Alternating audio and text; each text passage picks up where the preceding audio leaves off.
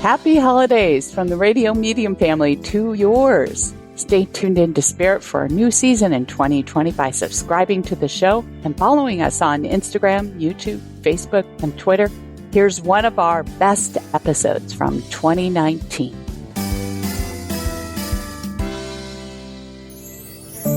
Find insight, guidance, and answers. Tune into Spirit with Radio Medium Laura Lee. Radio Medium Laura Lee tuning into Spirit for my special guest, Deb. Welcome, Deb. Thank you. Where are you calling from, Deb? Charleston, South Carolina. When I see the spirits pop up, they come in certain spaces of the caller or the person I'm speaking to, and it indicates how they're related to you. So when I see a spirit pop up with you, it's right behind you, which usually connects for me as a mate, a lover, and or a friend. It's not necessarily a blood relative, but more or less somebody who's connected to you in that zone. And I also want to say that I see a wedding band, which indicates to me this might have been a husband, but I get the impression that one or the two of you really didn't wear a ring. Does that make sense? Yes. It was my husband, and I'm wearing his wedding ring, but he never wore it much. Okay, very good. He just wanted to confirm that. Is there an M associated to him? Not his name, no. There's no M? Oh, M, letter, yes. The letter M. His name is Michael, yes. Oh, God bless. Okay. I just wanted to be sure we were on track here. When he came to me, I see him with glasses on, holding a book, and then he's surrounded by all these books around him. Does this make sense? Yes, he had about 500 books. This is his heaven. It is his heaven, and he was very scholarly. Yes, he is. I love it. And he also implies that there's something to do with his love for history, if that makes sense. He shared that with me. Yes, absolutely. He had the History Channel on 24/7. Well, then we are tuned in, okay?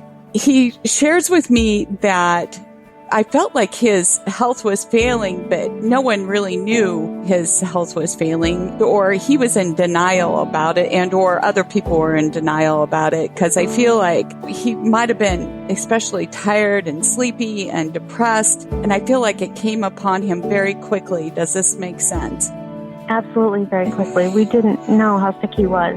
Yes. I mean, he felt it coming down, but he just in denial about it. And he said that they ran tests but couldn't pinpoint. But then once they pinpointed it, it was like very rapidly after that, if that makes sense. Yeah, he died in less than 2 months. Oh.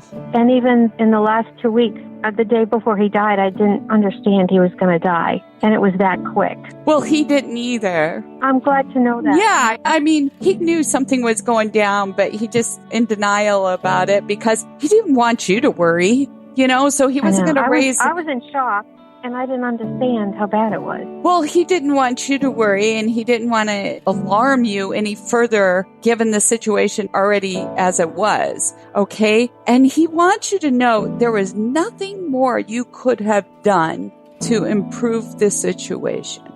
Well, thank you. I really felt like I should have been able to do something. You did the best that you could. You guys had a wonderful life. We did. Yes. We really did. Yes. He really means that with all sincerity. And there's a couple things that I want to affirm this with. Was somebody previously married before the two of you got connected? Yeah, he was. Yeah. So again, that's just a confirmation to the message he just shared. So you understand it's coming from him.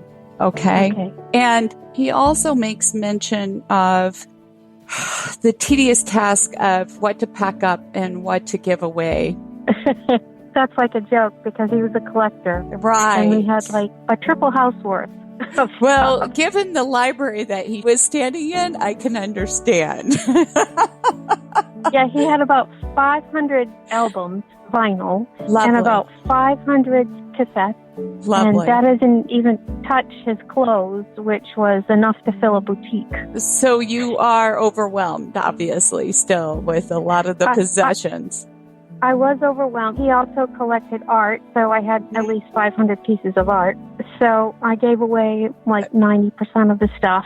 God bless. And I've been selling the art since I moved to Charleston 2 years ago. Well, that helps because it does help to release the possessions as time goes on, and that will release the burden and the heaviness of the grief. My recommendation to a lot of my clients is just to retain the very sentimental things and let go of other things so you can move forward in life, which it sounds like you already have. It's been really hard for me to move forward emotionally. I just can't. I'm still in shock, I think. Well, you physically because it was 32 moved. years. Oh, I'm sure. You physically moved, though, right? Yes, I have physically moved and I have physically divested. That's the start. It just takes time. And then I don't think you ever get over. But the point is it just gets easier as time comes on. And it doesn't mean that you don't take 2 steps back before you take a step forward, but that's natural. Was there a connection to Nat King Cole for him? Yes, I want to say the it. song Unforgettable. Yes, he loved Nat King Cole and he used to grab me up and dance me around the living room. Lovely. Then just again, confirming his message, okay? Loves you so much and wants you to know he's present there. He's helped you make the shift, okay, obviously. And I know in time things are going to get better. Thank you. Deb, thank you for sharing your time with me. And if you'd like to be my special guest on the show like Deb, sign up at radiomediumlauralee.com. And thank you for subscribing, following, and sharing the show. It is free.